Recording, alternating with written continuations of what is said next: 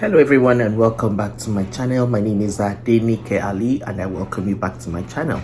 If this is your first time here, welcome and welcome again. Thank you so very much for tuning in today. On this channel will talk about faith, family and lifestyle. So welcome once again. I greatly appreciate you for stopping by today. Thank you so much.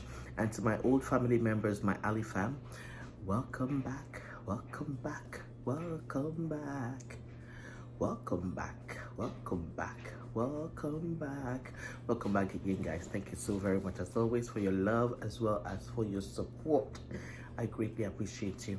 Thank you so much. So today's video, right, is about elected President Trump. I'm still coming back to that in a different video, and the people that are jackpotting out of Nigeria. It's not easy anymore.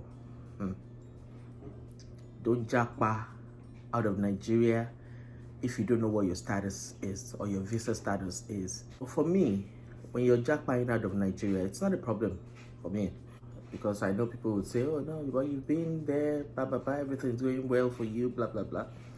But know what your visa status is. Know what your visa type is. Know if it can be changed, or plan well.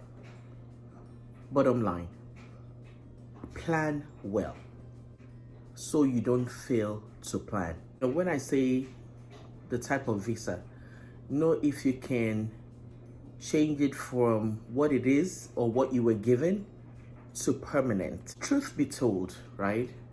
The one that pains me most about people that are jackpotting out of Nigeria, I mean, to each its own. That's what you want to do. That's what you're going to do. But the one that pains me the most are the people well established in Nigeria. You have not just one house, not one property. You have more than one. I mean, you have rental or investment properties, and you have one that's your residential. You have businesses, you have your clientele lists, you're doing well. And you think, oh, you know what? I need to jackpot for the sake of my children. Eh? For the sake of your children. And these people have vehicles, not one. Most of the time, you hear the stories, it's like, oh yeah, my husband drives a Jeep. Not necessarily the Jeep, but my husband has a home, my husband has his own car. I have my own car. There's actually a driver that takes, the children to school in a different car, the children's car. And you sell all that for the sake of, you say, your children. These ones are the people that are living above average. In Nigeria now, I always say it, there's no middle class. It's either you're here or you're there. You're here or you're there. There's nothing in between. There's no middle class anymore. So that's why I said these people, right, are above average.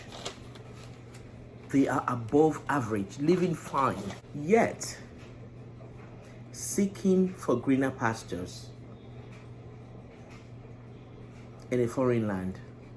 And what I always say is, the grass is not always greener on the other side, though. The grass is not always greener on the other side. The grass is greener on the side that you fertilize it and you water it. That's where the grass is greener. If you don't water it, of course it's going to dry. The grass is not greener on the other side. The grass is greener where you water it and where you fertilize it. You reseed it when it needs to be reseeded, and you water it and fertilize it. A lot of these people, like I said, say, oh yeah, I'm selling all these properties, for the future of my children. I just want a better life for them, the education. I just want a better education system for them. I just want them to live a better life. But we have people in Nigeria that are not even thinking of leaving. And some of them are not even above average. They don't have properties to sell. So yet they're doing what they have to do. So for example, these children that you take to the UK, you take to the US, you take to Canada, you take to Europe, anywhere that you're Japa into, and you work just to pay bills. And you still have to fulfill your obligations to people in Nigeria, especially those that have parents. You still have to fulfill your obligations to them. So you work, and try to make ends meet. Those ends sometimes, there's always space in between. They never meet, especially when you're a newcomer in that land. The ends does not meet immediately. It takes a while. So you work in order to fulfill obligations, and then the children are left, the same children that you left Nigeria for, are ignored because the parents are absent. Sometimes the parents have to, sometimes those children have to babysit themselves, especially the older one. And sometimes in this abroad, you have to know the age that you can leave the children by themselves. Because God forbid, if anything happens, they'll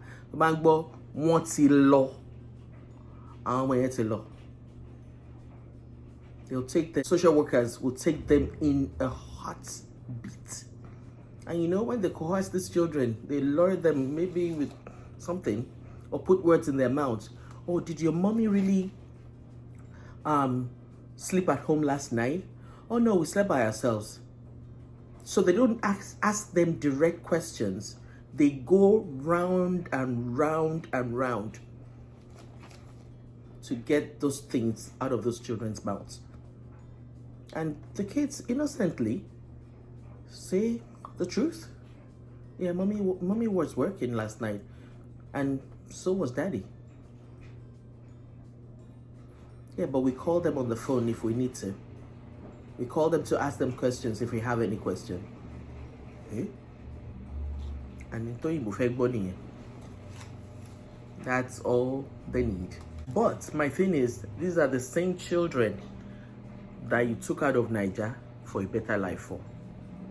Yet, you're absent.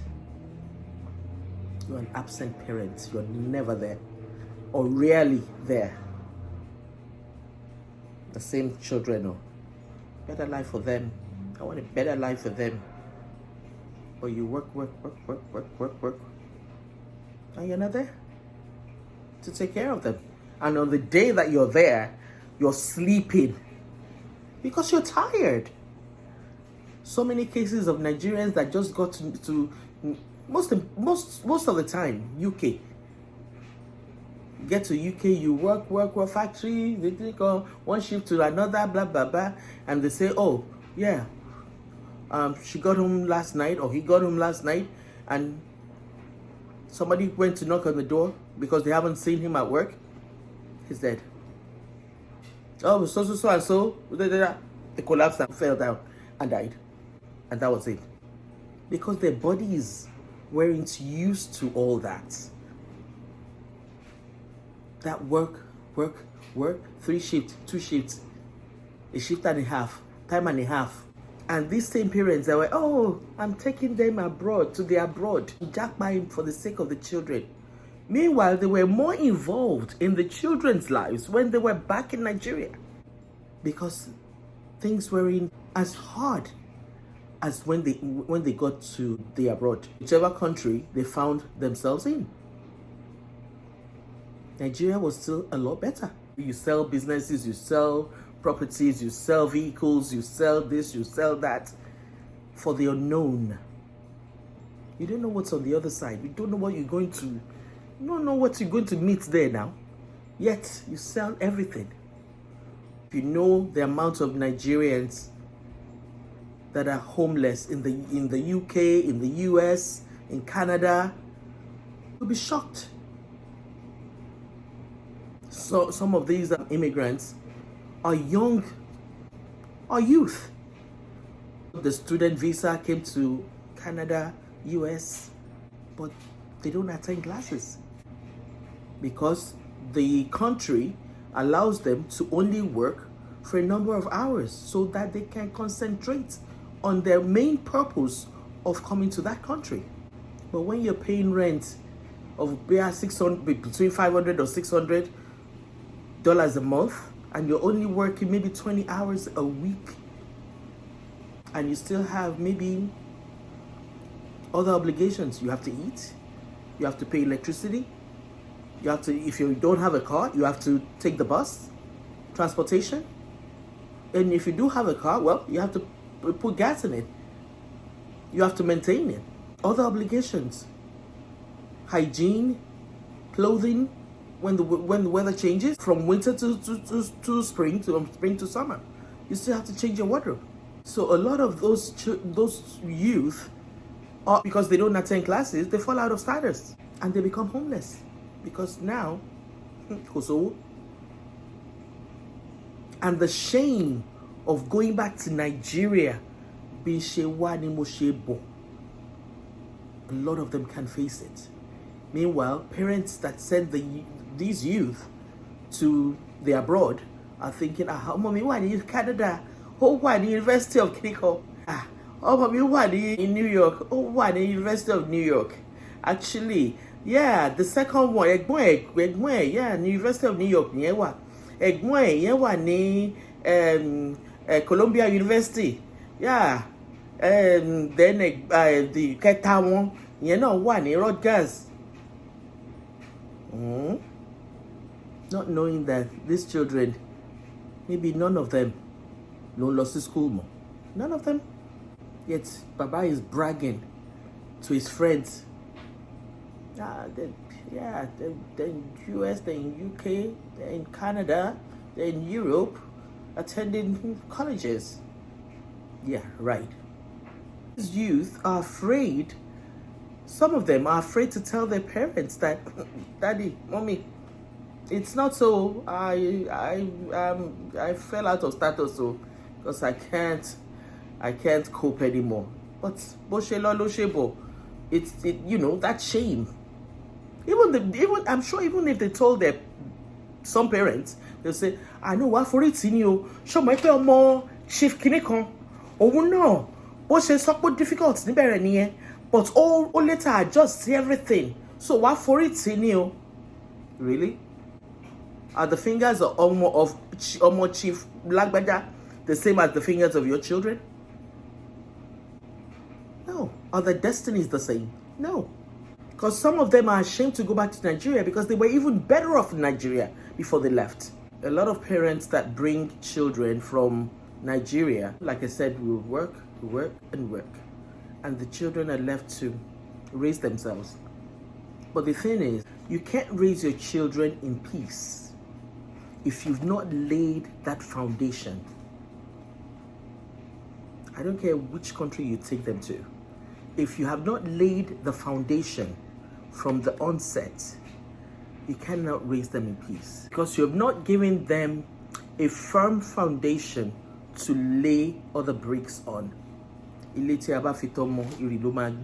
you have not instilled in them the word of God, be it Allah, be it Jesus Christ, if you've not instilled in them from when they were little the word of God, whichever religion you belong to,